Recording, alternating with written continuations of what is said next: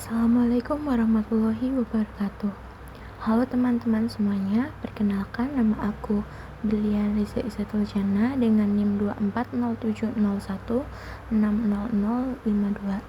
Di sini saya akan menjelaskan apa itu perkembangan fisik dewasa akhir dan juga perkembangan sosio-emosi dewasa akhir. Nah, pengertian dari dewasa akhir itu sendiri adalah masa dewasa akhir atau sering disebut juga lansia atau late adulthood adalah sebuah tahapan terakhir dalam perkembangan manusia yang biasanya dimulai dari usia 60 tahun sampai akhir hayatnya. Pada masa ini ditandai dengan proses menua atau senescence dan penurunan fisik dan juga kognitifnya. Tapi pada masa ini juga menjadi masa yang penuh kebijaksanaan dan juga pengalaman. Selanjutnya ada perkembangan fisik dewasa akhir. Proses perkembangan fisik pada usia dewasa akhir adalah sebuah perubahan pada tubuh yang terjadi ketika seseorang sudah berusia lanjut atau biasanya dimulai pada usia 60 tahun. Nah, pada perkembangan fisik dewasa akhir ini ditandai dengan menurunnya indera penglihatan. Pada masa ini penurunan indera penglihatan akan semakin dirasakan karena pada umumnya di masa ini lansia akan menderita presbiopi atau tidak bisa melihat objek dalam jarak jauh. Selanjutnya ada menurunnya indera pendengaran. Pada masa ini indera pendengaran juga mengalami penurunan kemampuan untuk mendengar atau menangkap bunyi yang jelas. Karena di masa ini penurunan pertumbuhan saraf dan organ basal serta penurunan tersebut mengakibatkan matinya rumah siput yang terletak di dalam telinga. Yang selanjutnya ada berkurangnya kepekaan indera peraba. Pada masa ini usia dewasa akhir mengalami kulit yang semakin kasar dan mengerut sehingga seringkali sulit untuk membedakan benda yang sedang dipegangnya. Selanjutnya ada perubahan pada bagian kepala. Pada masa ini perubahan yang terjadi pada bagian kepala merupakan hal yang sangat lumrah dan wajar seperti halnya rambut yang memutih. Pada masa ini nantinya seseorang akan mengalami memutihnya rambut, terus rambut semakin tipis, pipi menjadi kempot, gigi semakin hilang dan ompong, kerutan di wajah yang semakin banyak, dan juga banyak tumbuh tai lalat di bagian kepala. Nah, selanjutnya ada perubahan pada daerah tubuh. Yang pertama ada bahu yang dulunya tegak pada masa ini menjadi tidak tegak lagi. Yang dimaksud di sini adalah karena otot dan tulang melemah terutama akibat penurunan massa otot dan pengeropasan tulang atau osteoporosis. Selain itu, sendi yang kaku dan kebiasaan postur buruk juga membuat bahu cenderung membengkuk ke depan. Yang kedua ada tubuh yang dulunya gagah menjadi lemas dan tidak memiliki tenaga.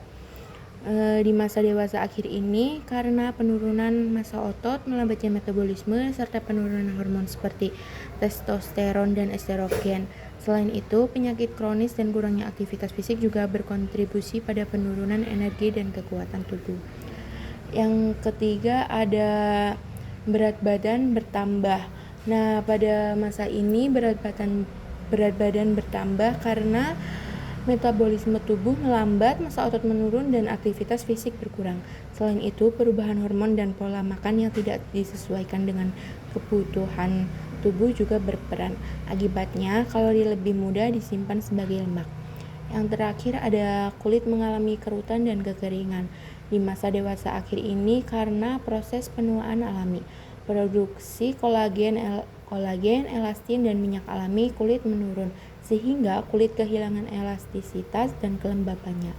Selain itu, paparan sinar UV, perubahan hormon, serta gaya hidup seperti merokok dan pola makan buruk juga mempercepat kerusakan kulit. Semua faktor ini menyebabkan kulit menjadi lebih kering, tipis, dan mudah berkerut. Yang selanjutnya ada perubahan pada daerah persendian. Nah, di sini ada penurunan fungsi sendi pada tangan dan kaki pada masa ini, melemahkan aktivitas dan berjalan, disertai perubahan lain seperti kuku yang menebal, mengeras, dan juga mengkapur. Selanjutnya ada perubahan pada kesehatan. Nah, pada masa ini kesehatan seseorang mulai menurun dan semakin memburuk. Nah, pada masa ini biasanya muncul penyakit-penyakit baru pada seseorang tersebut. Nah, selanjutnya di sini ada perkembangan sosio-emosi dewasa akhir. Perkembangan sosio-emosi dewasa akhir adalah proses atau cara individu tersebut atau lansia dalam berinteraksi sosial dan mengelola emosi mereka. Yang pertama ada dari tahapan psikoasosial dari teori Erik Erikson, yang dimana pada masa dewasa akhir individu mengalami tahap integritas versus keputusasaan. Integritas adalah individu yang mampu menerima kehidupannya dengan lapang dada, merasa puas dengan apa yang telah dicapai, dan siap menghadapi kematian dengan ketenangan. Contohnya itu seperti seorang nenek yang sudah pensiun dengan menikmati masa pensiunannya dengan damai dan merasa puas dengan masa lalunya dan senang. Ia tidak menyesali hidupnya dan siap untuk menghadapi kematian. Kebalikan dari integritas itu, keputusasaan adalah sebaliknya.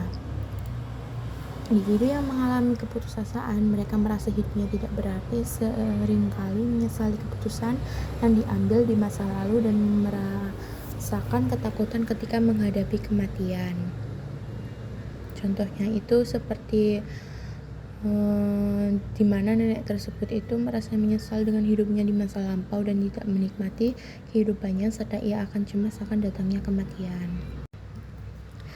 Selanjutnya ada perubahan emosional. Yang pertama ada emosi menjadi lebih stabil. Yang dimaksud di sini adalah emosi yang meningkat di usia dewasa akhir menunjukkan bahwa orang-orang lanjut usia cenderung lebih tenang, bijak, dan mampu mengendalikan perasaan mereka. Mereka tidak mudah tersulut emosi, baik marah, sedih, maupun stres, seperti yang sering terjadi di masa muda. Pengalaman hidup yang telah mereka jalani memberikan banyak pelajaran berharga. Stabilitas ini memungkinkan mereka untuk menikmati hidup dengan lebih damai dan menghadapi perubahan dengan sikap yang lebih lapang.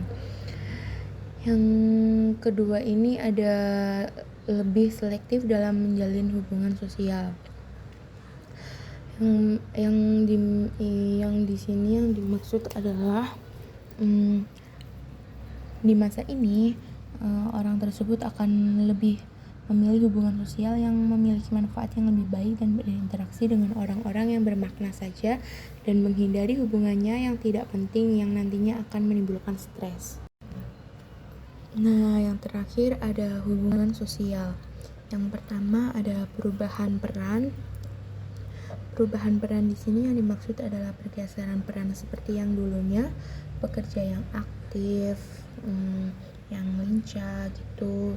Sekarang menjadi pensiunan yang hanya duduk di rumah saja dan hanya tenang-tenang saja. Yang dulunya mengasuh, sekarang diasuh dari yang mempunyai keluarga, terus pada masa ini menjadi orang yang bergantung pada anak-anak. Selanjutnya ada isolasi sosial.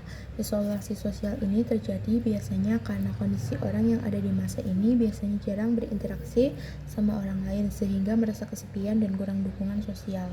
Ini terjadi karena masalah kesehatan atau kehilangan orang terdekatnya. Itu saja yang bisa saya sampaikan. Jika ada kesalahan dalam menyampaikan materi ini ataupun kekurangan dalam menyampaikan materi ini, mohon dimaafkan sebesar-besarnya. Wabillahi taufik wal hidayah. Wassalamualaikum warahmatullahi wabarakatuh.